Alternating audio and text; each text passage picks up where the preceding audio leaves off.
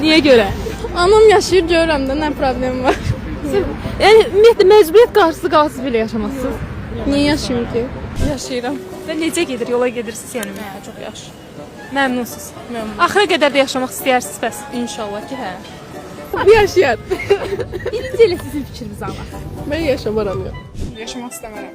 Amma məcbur qalsaz, yenə də yaşamazsınız. Məcbur qalsam, baxır qaynanama necə bir xəssiyyəti var. Əgər yaxşı bir xəssiyyəti varsa, yəni yola gedə biləcəyim bir insansa qalaram.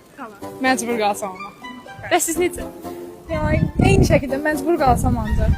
Yəni məcbur qalacağım adamla da evlənmərəm. Yox məncə. Çünki biraz üçüncü nəfərin ilişkiyə müdaxiləsi kimi olduğundan məncə çox da yaxşı baxmıram. İndi o dövr deyil ki, hamı qoca nəsillə yola gedə bilsin. Ona görə düşünürəm ki, çətin bir ortamda olmaq rahat olsun.